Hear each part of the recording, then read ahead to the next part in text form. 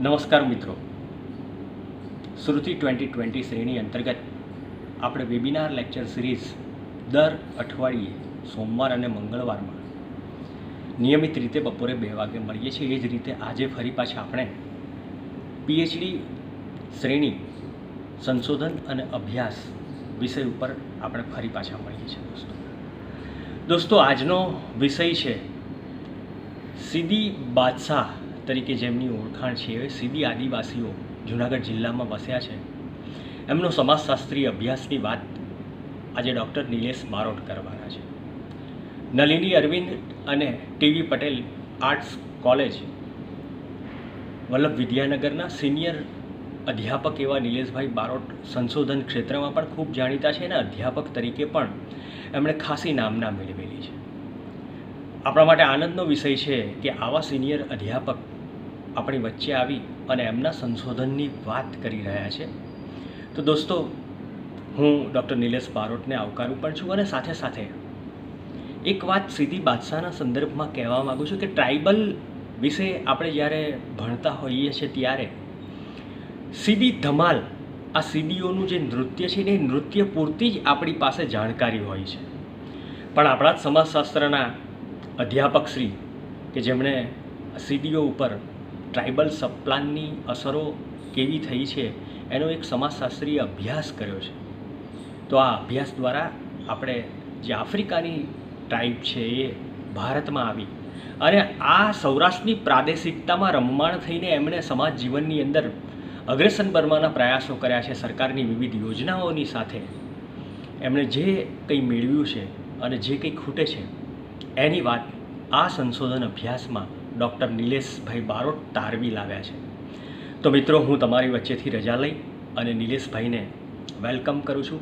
Doctor Barot સાહેબ, આવો અને આપનું આજનું વ્યાખ્યાન આપો। નમસ્કાર મિત્રો, શ્રુતિ 2020 અંતર્ગત ડૉક્ટર રાજેન્દ્રભાઈ જાની એ જે પીએચડી કક્ષાના અભ્યાસો તેના સંશોધકો દ્વારા જ રજૂ થાય એ હેતુથી જે આ પ્રકલ્પ શરૂ કર્યો છે એ અભિનંદનીય છે, સરાહનીય છે। આ શ્રુતિ 2020 અંતર્ગત મારે આજે મારા પીએચડી વિષય અંગેની વાત કરવાની છે। મારો પીએચડીનો અભ્યાસ મેં સૌરાષ્ટ્ર યુનિવર્સિટીના સમાજશાસ્ત્ર વિભાગમાં ડૉક્ટર હેમિક્ષા રાવના માર્ગદર્શન હેઠળ શરૂ કર્યો હતો। 1997માં મારું પીએચડીનું રજિસ્ટ્રેશન થયેલું અને એ સમયે હું સૌરાષ્ટ્ર યુનિવર્સિટીમાં એડહોક લેક્ચરર તરીકે ફરજ બજાવતો હતો। તો આમ જોઈએ તો આ વિષય એ મારા એમફિલના અભ્યાસના સંલગ્ન વિષય હતો। એમફિલમાં પણ મેં ગીરના સીદી આદિવાસીઓ ઉપર જ અભ્યાસ કર્યો હતો, પણ એ એમના સામાજિક આર્થિક પરિવર્તન ઉપર અભ્યાસ હતો અને આ અભ્યાસ મેં એ જ મારા અભ્યાસને આગળ વધારતા એક બ્રોડ એનું ટાઇટલ અમે નક્કી કરેલું કે ગીરના સીદી આદિવાસીઓ એક સમાજશાસ્ત્રીય અભ્યાસ, અને એનું એક પેટા ટાઇટલ અમે બનાવેલું કે આદિવાસી વિસ્તાર યોજનાની સીધી આદિવાસીઓ ઉપર અસર 1990થી 1995ના સંદર્ભમાં। તો આ જે અભ્યાસ છે એ અભ્યાસમાં અમારો મૂળ હેતુ એ 1990થી 95 દરમિયાન આદિવાસી વિસ્તાર પેટા યોજના કે જે પંચવર્ષીય યોજનાઓ માટે અંદરની આ વિસ્તાર વિકાસ યોજનાઓ હોય છે, આ વિસ્તાર વિકાસ યોજનાઓની ચર્ચા સમયાંતરે એટલે કે ભારત આઝાદ થયું ત્યાર પછીના અલગ અલગ તબક્કે અલગ અલગ સમિતિઓ જે નીમવામાં આવી અને બધી જ સમિતિઓએ આની રજૂઆત કરેલી। સૌ પ્રથમ મિસ્ટર સ્ટાર્ટ સમિતિ જે છે એમણે 1930ની અંદર આદિવાસીઓના વિકાસ માટેની ચર્ચા કરેલી અને છેક ટેબરભાઈ કમિશન સુધી આના માટેના 5 થી 6 કમિશન અલગ અલગ નિમાયા અને બધા જ કમિશનોએ આદિવાસી વિસ્તાર વિકાસ યોજનાઓ ઉપર ભાર મૂકેલો અને તે સમિતિઓના અહેવાલ અંતર્ગત ભારતની અંદર પંચવર્ષીય યોજનાઓની સાથે સાથે એ પંચવર્ષીય યોજનાઓના હેતુઓને જ સમાવીને વિશિષ્ટ યોજનાઓ એ આદિવાસીઓ માટે શરૂ કરવામાં આવી. તો મારો પહેલો હેતુ એ હતો કે ભાઈ આ યોજનાઓ જે છે એ યોજનાઓ સીધી આદિવાસીઓ ઉપર કઈ રીતે અસર કરે છે, કેવી અસર કરી છે અને એને હિસાબે એ લોકોનો સામાજિક આર્થિક વિકાસ કઈ રીતે થયો છે. તો આ જોવા માટે એનો અભ્યાસ કરવા માટે એ મારા એમફિલના અભ્યાસે એક પાયાનું એક સામગ્રી તરીકેનું કાર્ય કર્યું અને એણે મને પ્રોત્સાહિત કર્યો કે મારે આ વિષય ઉપર અભ્યાસ કરવો જોઈએ અને એ ઊંડાણપૂર્વકનો અભ્યાસ થવો જોઈએ. એટલે આમ જુઓ તો આ મારો અભ્યાસ જે છે એ મૂલ્યાંકન અભ્યાસ છે, સરકારી યોજનાઓનો મૂલ્યાંકન અભ્યાસ. તો ગુજરાતની અંદર 29 જેટલી આદિવાસી જાતિઓ વસવાટ કરે છે, જેમાંથી આ માત્ર અને માત્ર સીધી આદિવાસી જે જાતિ છે એ એવી છે કે જે આદિવાસી વિસ્તારોથી દૂર છે.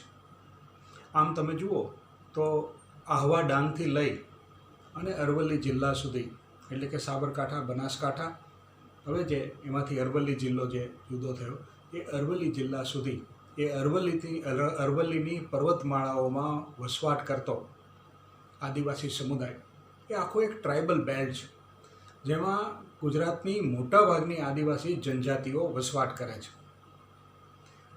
એમાંની આ સીધી આદિવાસી એ એકમાત્ર એવી આદિવાસી જનજાતિ જે છે કે જે એમનાથી દૂર અને સમુદ્ર કિનારે, એટલે કે સમુદ્ર કિનારાથી નજીકના વિસ્તારમાં ગીરના જંગલોમાં વસવાટ કરે છે.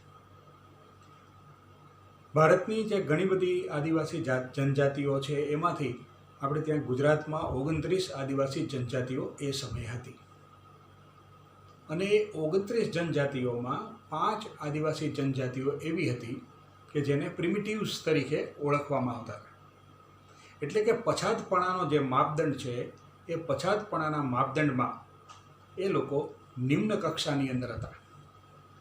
આ આદિવાસી જાતિઓમાં કોલકા, એટલે કે જેને આપણે કોલચા તરીકે પણ ઓળખીએ છીએ, એક કોલકા, કોલચા, કોટવાળિયા, પઢાર, સીધી, કાથોડી, આ જે પ્રજાતિઓ જે છે એ આદિવાસી જનજાતિઓ પ્રિમિટિવ્સ તરીકે ઓળખાય છે. અને આ પ્રિમિટિવ્સ પર સરકાર વધારે ધ્યાન આપે છે, કેમ કે આ આદિવાસી જાતિઓને એ જૂથની બીજી વિકસિત આદિવાસી જાતિઓ સાથે એને લઈ જવાની છે. આના પછાતપણાના મુખ્ય 3 માપદંડો જે છે, એક તો એ લોકોનો જે પરંપરાગત વ્યવસાય અથવા તો પરંપરાગત જે પદ્ધતિઓમાં એ લોકો હજુ પણ જીવે છે અને એ પરંપરાગત વ્યવસાય અને પદ્ધતિઓ કરે છે. એ લોકો ખેતીની અંદર ઓછા રોકાયેલા છે અને જેટલા લોકો ખેતીમાં છે ત્યાં ટેકનોલોજીની જે કક્ષા છે એ એકદમ નિમ્ન કક્ષાની છે. એટલે કે એ લોકો પરંપરાગત એટલે આદિમ અવસ્થાની જે ખેતીવાડી પદ્ધતિ છે એનાથી જ ખેતી કરે છે અથવા તો પોતાનો મૂળ વ્યવસાય કરે છે. આમાં ઘણા બધા આદિવાસી જાતિના લોકો એવા છે કે જેની પાસે પોતાની જમીનો પણ નથી, એ ખેતી પણ નથી કરતા, પણ એ પરંપરાગત રીતે આજની તારીખે પણ એ લોકો જંગલમાંથી ફળ ફૂલ એકઠા કરવાના, લાકડા વીણીને લઈ આવી અને વેચવાના આવા કાર્યો સાથે સંકળાયેલા હતા અને એટલે એને પ્રિમિટિવ્સ તરીકે ઓળખવામાં આવ્યા છે. તો આવા પ્રિમિટિવ્સની અંદર જે ભારતીય આદિવાસીઓથી સંપૂર્ણપણે જુદા પડે છે એવા આદિવાસીઓ એટલે સીધી આદિવાસી. સીધી આદિવાસી એ મૂળ આફ્રિકન પ્રજાતિ છે, જેને આપણે નિગ્રોઇડ પ્રજાતિ તરીકે ઓળખીએ છીએ. તો આ નિગ્રોઇડ પ્રજાતિના લક્ષણો ધરાવતા સીધી આદિવાસીઓ, આ સીધી આદિવાસી શારીરિક લાક્ષણિકતાઓની નિગ્રોઇડ છે. તો એ એકદમ ઊંચા ખડતલ બાંધાના, મજબૂત બાંધાના, સામળા એવા, માથામાં વાકુડિયા વાળ, નાક બેઠું ચીવું, આંખો થોડી ફૂલેલી, આ હડપચી ઉપસેલી અને નીચેનો હોઠ એનો એકદમ લબડતો હોય, મોટો હોય અને નીચેની તરફ લબડતો હોય એવો એનો હોઠ અને મસ્ક્યુલર બોડીવાળા, એકદમ તાકાતવાળું અને સ્નાયુબદ્ધ શરીર ધરાવતા સીધી આદિવાસીઓ. જેની આંખો કાળી અને થોડી ભૂખરી આપણને જોવા મળે. તો આવા નિગ્રોઇડ જાતિ તત્વ ધરાવતા સીધી આદિવાસીઓ એ ગુજરાતની બીજી આદિવાસી જનજાતિઓ કરતાં ઘણા જુદા છે, જેને સ્થાનિક પ્રજા બાદશાહના હુલામણા નામે ઓળખે છે. સીધી બાદશાહ, બાદશાહ એટલે રાજા. તો એ બાદશાહી જીવન જીવતા હોય એવા. બાદશાહી જીવન એટલે મોજ શોખમાં કે ભૌતિક જીવન જીવતા નથી, એકદમ આર્થિક રીતે પછાત છે. પણ એ આર્થિક પછાતતાની અંદર પણ એ લોકો એકદમ આનંદમય જીવન જીવતા હોય એવું આપણને જોવા મળે છે. તો આ સિદ્ધીઝ જે છે એનો થોડો આપણે ઐતિહાસિક પરિચય આપણે પહેલાં મેળવીએ, ત્યાર પછી થોડી મેથોડોલોજીની પણ વાત કરીશું આપણે. તો સિદ્ધીના ભારત આવવા પાછળની 3-4 થિયરીઝ આપણે ત્યાં હિસ્ટોરિયન આપણને આપે છે. એક પહેલી થિયરી એવી છે કે જે થોડી આપણને લોજિકલ પણ લાગે અને સ્વીકારવી પણ પડે એવું આપણે જોઈ શકીએ કે પ્રલય કાળે પૃથ્વી ઉપર બહુ મોટા પ્રમાણમાં પ્રલય થયા હશે અને એ સમયે આફ્રિકાનો એક જમીનનો ટુકડો જે જુદો થાય છે અને દરિયામાં તરતો એ ધીમે એ છેક સૌરાષ્ટ્ર જે અત્યારે ઓળખાય છે ત્યાં એ ગુજરાતને અડીને લાગુ થઈ અને એ જમીનનો ટુકડો એની સાથે જોડાઈ જાય છે, ત્યાં સ્થિર થઈ જાય છે. આ સિદ્ધીઝ એ ટુકડા ઉપર વસવાટ કરતા હતા. એટલે ગીરના સિદ્ધી અને ગીરના એશિયાટિક લાયન, જે આફ્રિકાની અંદર જે સિંહ જોવા મળે છે એ જ સિંહ ફરી પાછા આપણને ગીરમાં પણ જોવા મળે છે. તો આ એશિયાટિક લાયન અને આફ્રિકાના સિંહ, આફ્રિકાના સિદ્ધી નિગ્રોઈ અને આપણે ત્યાં વસવાટ કરતા સિદ્ધી, આ બે સિમિલારિટી આપણને, બે પીસીસની સિમિલારિટી આપણને એ તર્કને માનવા માટે આપણને તૈયાર કરે છે કે એવું પણ હોઈ શકે. અને આમ તમે જુઓ તો જિયોગ્રાફિકલી તમે ગુજરાતની અંદર આવો તો ખંભાતથી લઈ અને બગોદરા સુધીનો જે આખો બેલ્ટ છે એ બેલ્ટ ડાઉનવાળો છે અને આ બાજુથી સૌરાષ્ટ્રની જમીન પણ એવી ડાઉનવાળી છે અને ત્યાં સેલો વોટરની લેન્ડ છે. સેલો વોટર લેન્ડ તરીકે એ ઓળખાય છે, એટલે છીછરા પાણીવાળી જમીન. અને એ બંને જમીન જે છે એ ખારાશવાળી જમીન છે.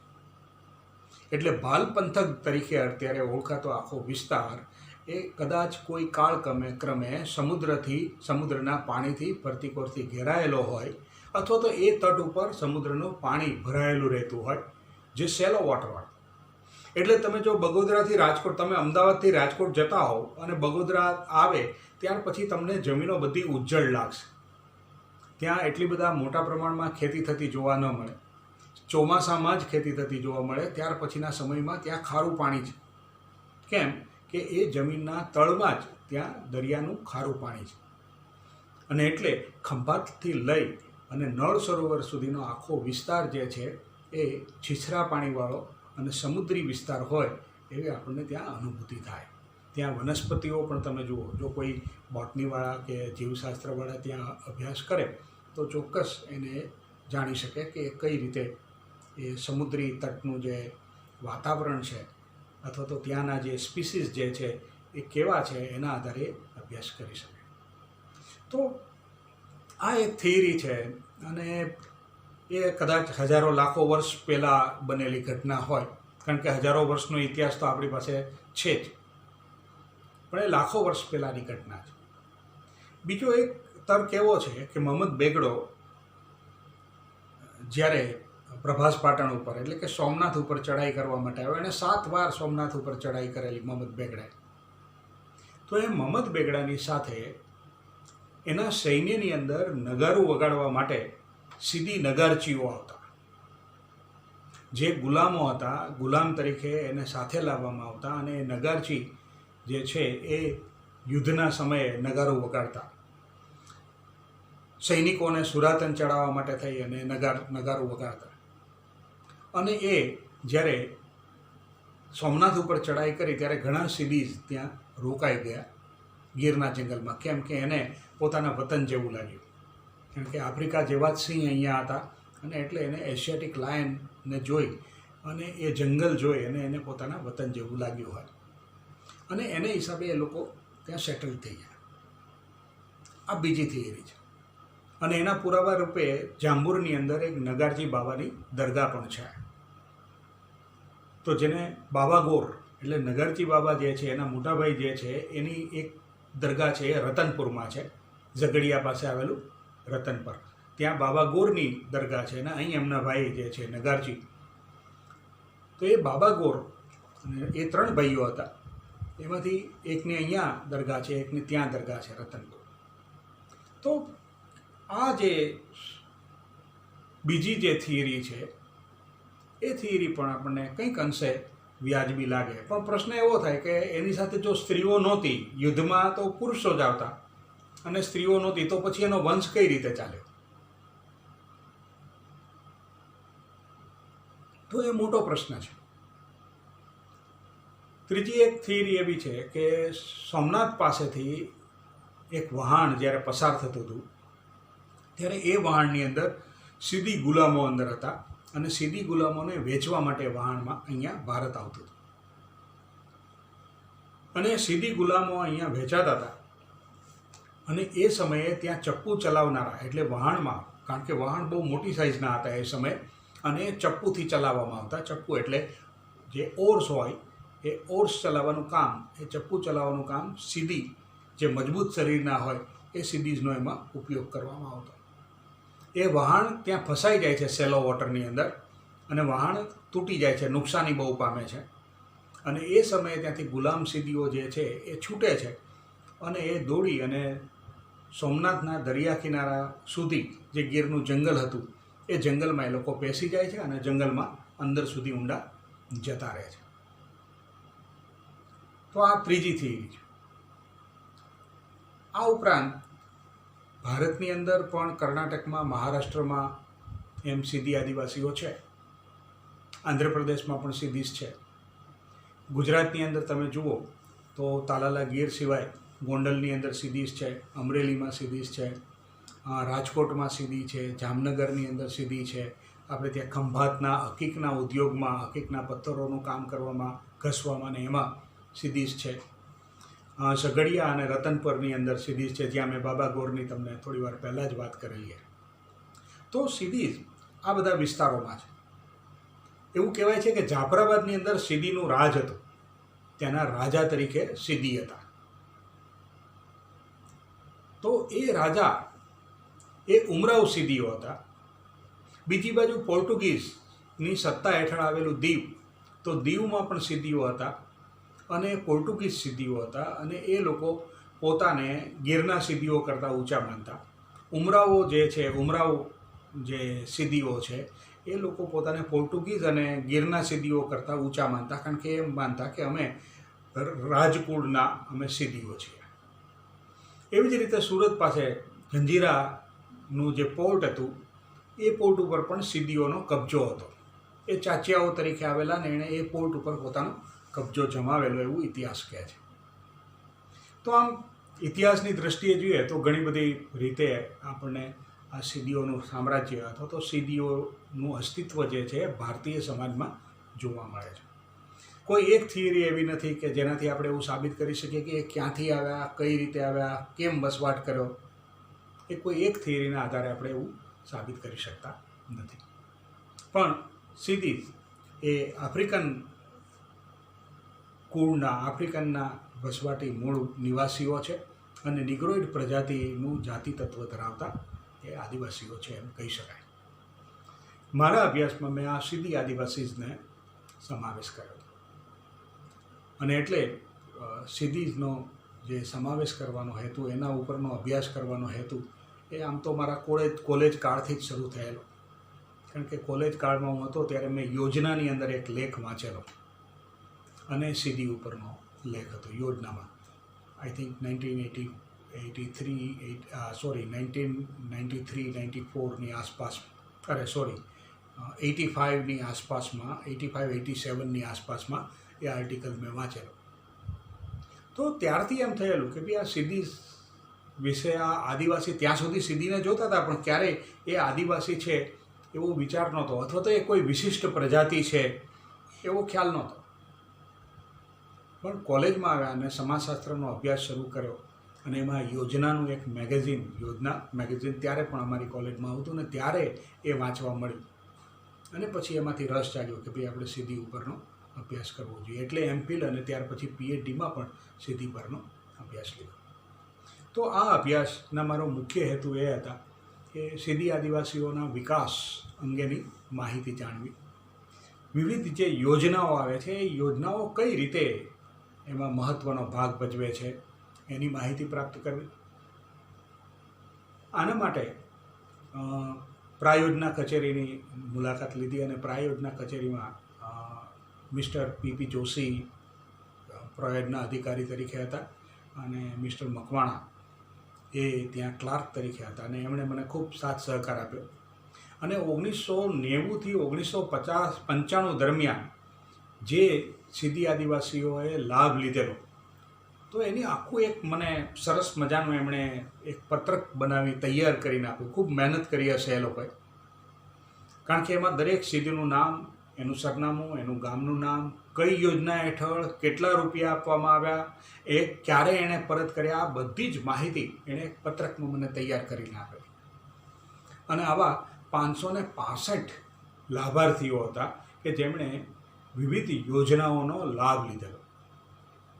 તો આવા 565 લાભાર્થીઓ જે હતા એમાંથી મારે 300 લાભાર્થીઓ પસંદ કરવાના હતા.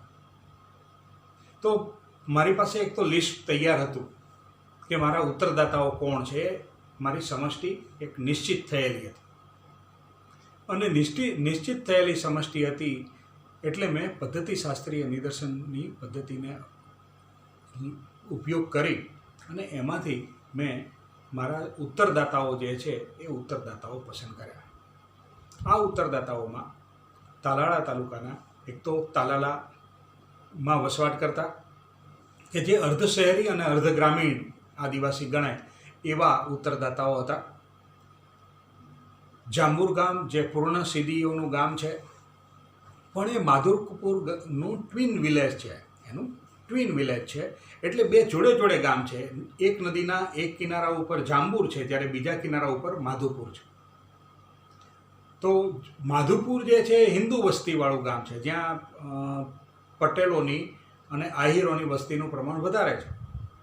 જ્યારે જાંબુર ગામ છે સંપૂર્ણપણે સીધી ગામ છે અને બે નદીઓની વચ્ચે વસેલું છે. એક ટાપુ જેવું છે, આઇલેન્ડ જેવું. એક બાજુ સરસ્વતી નદી છે અને બીજી બાજુ છે કરકરી નદી. તો આ બે નદીની વચ્ચે વસેલું ગામ એટલે જાંબુર. બીજું એક ગામ હતું સિરવાણ, જે સંપૂર્ણપણે જંગલ સેટલમેન્ટ વિલેજ તરીકે ઓળખાય. ત્યાં કોઈ ગ્રામ પંચાયત નથી કે તે ગામના દાયરામાં આવતું નથી. એ રિઝર્વ ફોરેસ્ટ એક્ટ હેઠળ એ જે ગામ જે છે એ ગામ એ સંપૂર્ણપણે એક જંગલ સેટલમેન્ટ વિલેજ. અને આ જંગલ સેટલમેન્ટ વિલેજ છે એમાં એ સીધી આદિવાસી સિવાય કોઈ રહી શકે નહીં. કોઈએ ત્યાં જવું હોય તો એની જંગલ ખાતામાં પહેલાં નોંધ કરાવવી પડે, ત્યાર પછી જ એ જઈ શકે. તો આ જંગલ સેટલમેન્ટ વિલેજ એ સિવાય સાસણગીર જે પર્યટન સ્થળ છે. અત્યારે તો શાસન નહીં શેર નહીં દેખા તો કુછ નહીં દેખા. તો એક પર્યટન સ્થળ છે, ત્યાં વસવાટ કરતા સીધી. એવી જ રીતે ગલિયાવાડ, ચિત્રાવાડ, હડમતિયા, આંકોલવાડી, સુરવા, આ બધા જ ગામોમાંથી કે જે અલગ અલગ લાક્ષણિકતાઓ ધરાવતા હતા. એક સેમી અર્બન, એક ટ્વિન્સ વિલેજ, એક જંગલ સેટલમેન્ટ વિલેજ, એક ટુરિસ્ટ વિલેજ અને બાકીના જે આ ગામ જે છે મેં જે હમણાં ગણાવ્યા એમાં છૂટાછવાયા વસ્તી ધરાવતા. એટલે કે ક્યાંક કોઈ ગામની અંદર 10 પરિવાર સીધીઝના રહેતા હોય, જે બીજા લોકો બીજા સમુદાયની સાથે રહેતા હોય. કોઈ ગામની અંદર 5 જ ફેમિલી રહેતા હોય. તો આવા જે ગામડા છે એ ગામમાંથી મારા ઉત્તરદાતાઓને મેં પસંદ કર્યા અને એની અંદર મેં આમ તમે ગણો તો એ ક્લસ્ટર અથવા તો સ્પેશિયલાઇઝ સેમ્પલિંગ તરીકે પણ આપણે એને ગણાવી શકાય. તો એવી રીતે મેં મારા સેમ્પલ તરીકે 300 ઉત્તરદાતાઓને પસંદ કર્યા. આ 300 ઉત્તરદાતાઓની સાથે સાથે, કારણ કે આ તો સ્કીમ એનાલિસિસ હતું, એટલે મેં શું કર્યું કે એની સાથે સાથે મેં સરકારી કર્મચારીઓનું પણ અભ્યાસ કર્યો કે ભાઈ સરકારી કર્મચારીઓ અને સ્થાનિક નેતાઓ એ શું વિચારે છે સીધી આદિવાસી માટે, એ લોકોના વિકાસ માટે શું વિચારે છે, એના માટેની યોજનાઓનો કઈ રીતે એ લોકો જુએ છે. તો આ બંને વસ્તુને મેં એક સાથે ધ્યાને લીધી. એક બાજુ સિસ્ટમ છે અને બીજી બાજુ લાભાર્થીઓ છે, અને એ બંનેનો અભ્યાસ કરવાનો મેં પ્રયત્ન કર્યો. અને બંનેનો મારો મૂળ હેતુ એ હતો કે યોજનાઓ છે તો યોજનાઓ કેટલા પ્રમાણમાં અસરકારક છે કે નથી. તો આ બંને વસ્તુ જે છે એ વસ્તુને મેં ધ્યાનમાં રાખી અને ત્યાં અભ્યાસ કર્યો. તો એ બાબત જોવા માટે મેં મુખ્યત્વે 3 ઉપકલ્પનાઓનું ઘડતર કરેલું. આ 3 ઉપકલ્પનામાં પહેલી ઉપકલ્પના મારી હતી એ છે આદિવાસી વિસ્તાર પેટા યોજનાના પરિણામે સીધી આદિવાસીઓની આર્થિક પરિસ્થિતિમાં ફેરફાર થયો છે. બીજી ઉપકલ્પના એવી હતી કે સીધી આદિવાસીઓને આદિવાસી વિસ્તાર પેટા યોજનાનો પૂરતો લાભ મળતો નથી. અને ત્રીજી મારી જે ઉપકલ્પના હતી એ એવી હતી કે સીધી આદિવાસીઓ જે છે એ સીધી આદિવાસીઓ અને સરકાર વચ્ચેનું સંકલનનો અભાવ છે. સરકાર એટલે સરકારી કર્મચારીઓ. તો આ 3 વસ્તુ જે છે એ 3 વસ્તુને મેં મારી ઉપકલ્પના તરીકે એને સ્વીકારેલ. આ યોજનાની માહિતીઓ મેળવવા માટે મેં સરકારી મશીનરીનો ઉપયોગ કર્યો હતો અને ઉત્તરદાતાઓ પાસેથી માહિતી મેળવવા માટે થઈ અને મેં મુલાકાત અનુસૂચિ અને પ્રશ્નાવલી આ બંનેનો ઉપયોગ કર્યો હતો. મેં સરકારી કર્મચારીઓને પ્રશ્નાવલી આપેલી, જ્યારે ઉત્તરદાતાઓ પાસેથી જાતે જઈ અને મુલાકાત અનુસૂચિ દ્વારા માહિતી મેળવેલી. મેં 5 ઉત્તરદાતાઓનો ઇન્ડેપ્થ સ્ટડી કરેલો, એટલે કે એમનો કેસ સ્ટડી કરેલો. 5 ઉત્તરદાતાઓનો કે જે લાભાર્થીઓએ ખરેખર સરકારી યોજનાઓનો લાભ લીધો છે અને એ લાભના પરિણામે જેને મહત્તમ ફાયદો થયો છે એવા 5 ઉત્તરદાતાઓ મેં પસંદ કરેલા અને એનો ઇન્ડેપ્થ સ્ટડી કરેલો. અને એક જમાતના પ્રમુખ, સીડીઓની જમાતના પ્રમુખ અને એક પ્રાયોજના અધિકારી, એ બંનેનો પણ મેં ઇન્ડેપ્થ સ્ટડી કરેલો.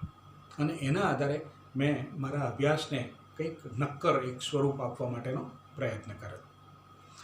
આ મારા અભ્યાસની જે પ્રપોઝલ છે એ જોઈને મને આદિવાસી સંશોધન અને તાલીમ કેન્દ્રના ડાયરેક્ટર ચંદ્રકાંતભાઈ ઉપાધ્યાયે, જ્યારે હું વિદ્યાપીઠની અંદર અભ્યાસ માટે ગયો, મારા ઉચ્ચ અભ્યાસ આ આદિવાસી અભ્યાસના સંદર્ભમાં પુસ્તકો અને લાઇબ્રેરીનો ઉપયોગ કરવા માટે, ત્યારે એણે મને એવું સૂચન કર્યું કે ભાઈ તમે ફેલોશિપ માટે કેમ એપ્લાય નથી કરતા.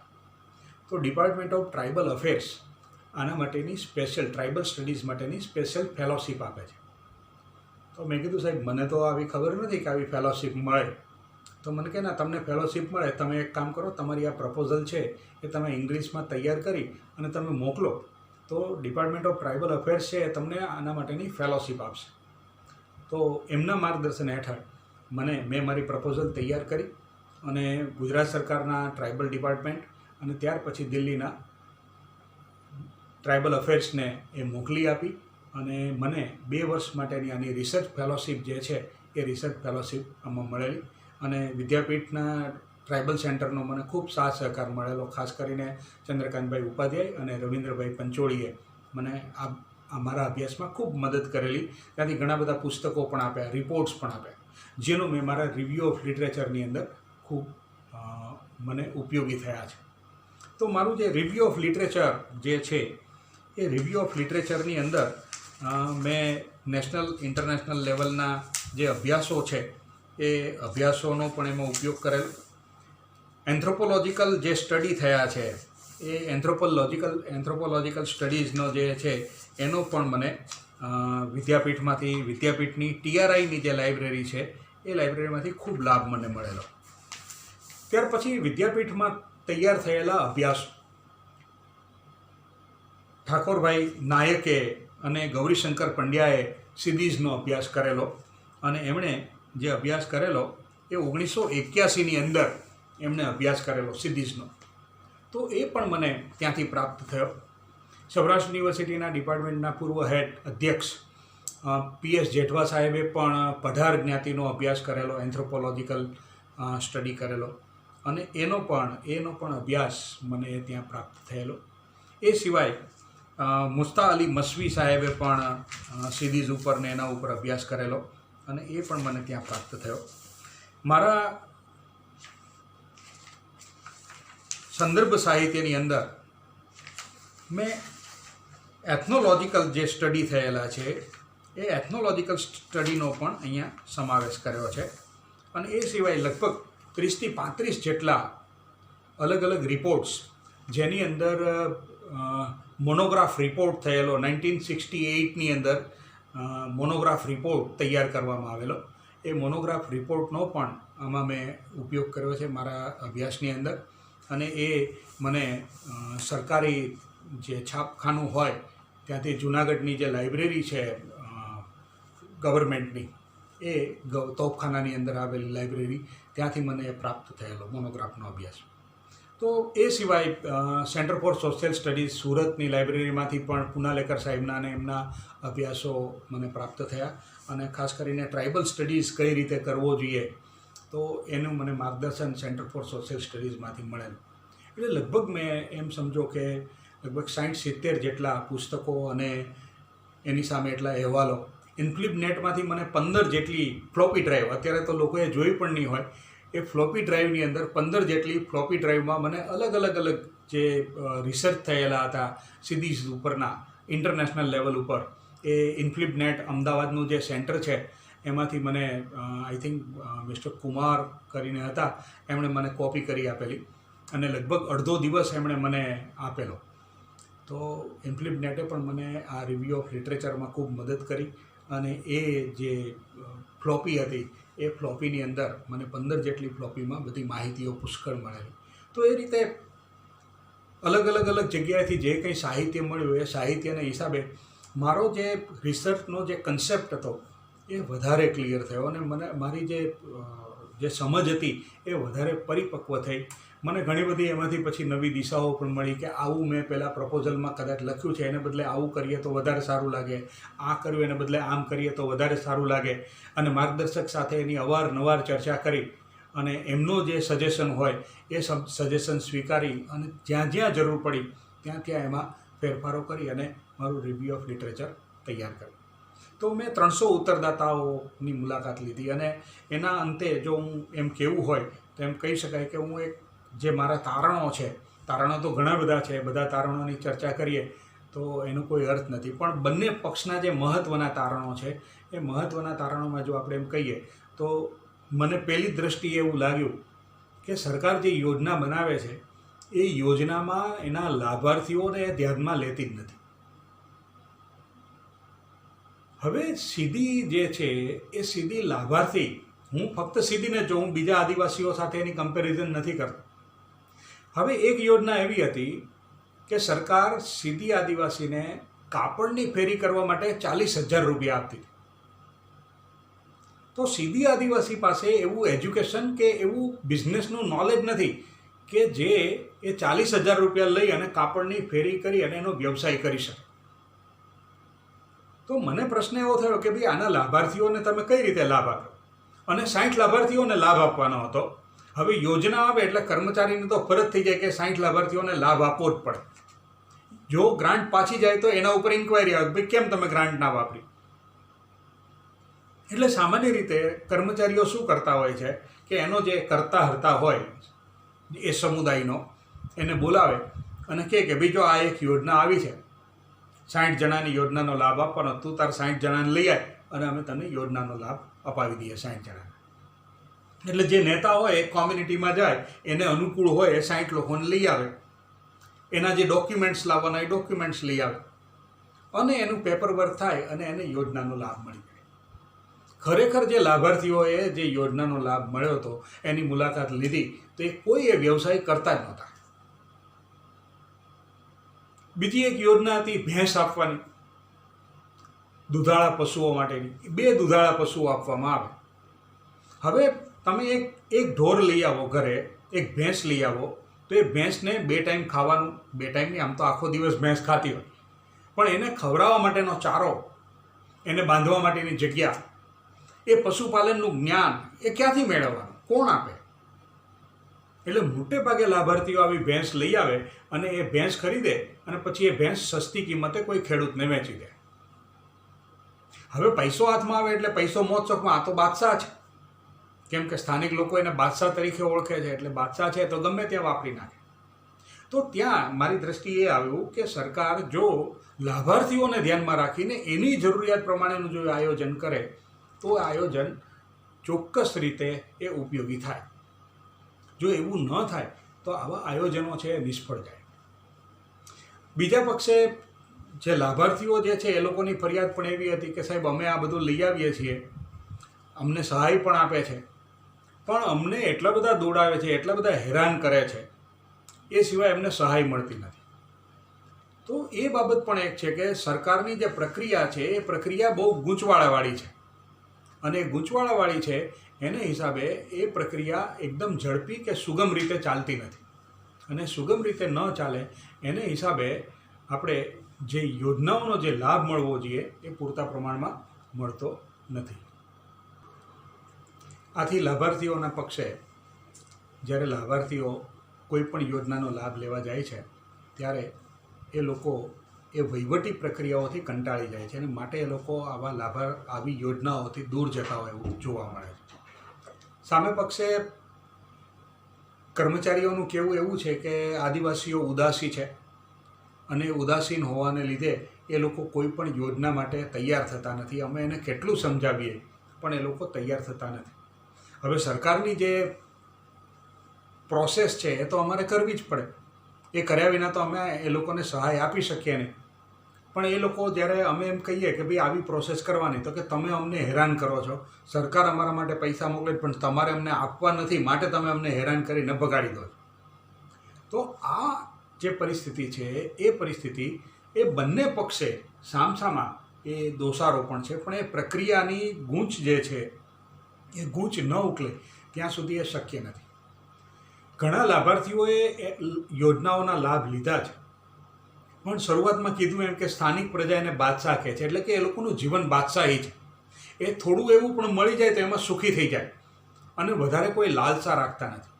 અને એ લાલસા નથી રાખતા એટલે શું થાય કે સીધી આદિવાસીઓ છે એ કોઈ પણ યોજનાનો લાભ લે કે જ્યાં સુધી એ યોજનાનો લાભ હોય અને એમાંથી ફાયદો થાય એટલા સમય સુધી એ કરે, પછી એ વસ્તુ વેચી નાખે, ફેંકી દે, અથવા તો એ એમાં આગળ વધવા માટે તૈયારી દાખવતા નથી, કારણ કે એ વધારે કામ કરવા માટે ટેવાયેલા નથી, મોજીલા લોકો છે માટે. સાથે સાથે અહીંયા એ લોકોના વિકાસ સાથે સંબંધિત એક બહુ મોટો પ્રશ્ન એવો છે કે તમે જ્યારે કોઈ પણ યોજનાનો લાભ આપો તો ત્યારે એની તાલીમ સાથે હોવી જોઈએ. હવે તાલીમ વિના તમે યોજનાનો લાભ આપો તો યોજના પૂરતા પ્રમાણમાં સફળ થઈ શકતી નથી. હવે તાલીમનો અભાવ છે, યોજનાનો લાભ મળી ગયો, તાલીમ નથી, તો યોજના નિષ્ફળ જાય છે. અને એટલે યોજનાનું ધાર્યું પરિણામ આવવું જોઈએ, અથવા તો જે ધ્યેય આપણે હાંસલ કરવું છે એ હાંસલ કરી શકતા નથી. આ ઉપરાંત યોજના આપ્યા પછી એનું ફોલોઅપ થતું નથી. એનું અવારનવાર ફોલોઅપ થવું જોઈએ, નિષ્ણાંત માણસો રાખી અને એનું ફોલોઅપ કરવું જોઈએ કે ભાઈ કોઈને એક ભેંસ આપી તો તમે વેટરનરી ડિપાર્ટમેન્ટને જવાબદારી સોંપી દો કે એ લોકો જઈ અને ભેંસની દર મહિને એકવાર તપાસ કરશે કે ભાઈ એની તબિયત કેવી છે ભેંસની, એની બરોબર સંભાળ રાખવામાં આવે છે કે નહીં, અને એ સંભાળ લઈ એ જે એનું રિવ્યૂ કરી અને એનો રિપોર્ટ જે તે કન્સર્ન ડિપાર્ટમેન્ટને આપે, આ જવાબદારીઓ સોંપવી પડે. તો એ પણ ત્યાં વહીવટી કક્ષાએ એ આપણને એનો અભાવ જોવા મળે. તો આ સમગ્ર પ્રક્રિયા આપણને ત્યાં જોવા મળે છે. જે 3-4 આદિવાસી લોકો જે છે કે જે અત્યારે ખેતી સાથે સંકળાયેલા છે, એ લોકોએ ટ્રેક્ટરની યોજના, હલરની યોજના, આવી જે યોજના આવે, કૂવા બનાવવાની યોજના, ખેતીના નવીનીકરણની આખી યોજના, ભૂમિ સુધારણાની યોજના, આ જે યોજના આવે એનો પુષ્કળ લાભ એ લોકો લે છે. અને એ લોકો એટલા બધા સારી કક્ષા સુધી પહોંચ્યા છે આ લાભ લઈને, અને એમ કહે છે કે અમે ઘણા બધા અમારા સીડીઓને સમજાવીએ છીએ, પણ એ લોકો આ સમજી શકતા નથી. અને એને હિસાબે એ જે યોજનાનો જે લાભ એ લોકોને મળવો જોઈએ, જે સ્વરૂપમાં મળવો જોઈએ, મળી શકતો નથી. અને એટલે આ બધી બાબતો જે છે એ ત્યાં આપણને જોવા મળે છે. પણ બહુ ઓછી જે યોજનાઓ છે સફળ થાય છે. ઘણી બધી જો મારા પોતાના અંગત અનુભવ કહું સંશોધનના, તો ઘણા બધા હાસ્યાસ્પદ છે. ઘણી બધી વાર હું મુશ્કેલીમાં પણ મુકાયો છું, કારણ કે આ તો સીધી જ છે ભાઈ, એ કોઈ વસ્તુ સમજે નહીં અને સરળતાથી સમજે નહીં. તો જાંબુર ગામનો મારો એક તમને ઉદાહરણ આપું. એની સાથેનું માધવપુર ગામ છે, માધવપુર ગામ. એ માધવપુર ગામમાં મારો એક મિત્ર રહે ને એનું ત્યાં પેટ્રોલ પંપ ને એનું વર્ચસ્વ ઘણું સારું. તો મેં એને કીધું કે ભાઈ જાંબુર મારે જવું છે ફિલ્ડ વર્ક માટે. તો મને કે ચાલ મૂકી જાઓ. તો એ બાઇક લઈને મારી સાથે આવ્યો. ત્યાં પાનના ગલ્લાવાળાને કીધું કે જો આમાં લિસ્ટ છે ને, એ લિસ્ટ આ સાહેબે જે આપેલું છે એને ત્યાં લઈ જતું એ લોકોના ઘરે. એટલે પેલો પાનનો ગલ્લો બંધ કરીને જ ના આવ્યો, પણ એણે એક છોકરાને કીધું કે આના ઘરે લઈ જાય. હવે મને લઈ ગયા, હું પહેલાં જ ઘરે ગયો હજી, અને બેનને મેં કીધું કે ભાઈ આવી રીતે મારો પરિચય આપ્યો, અને પછી કીધું કે હું PhD કરું છું અને તમે આ સાલની અંદર આ યોજના હેઠળ તમે લોન લીધેલી.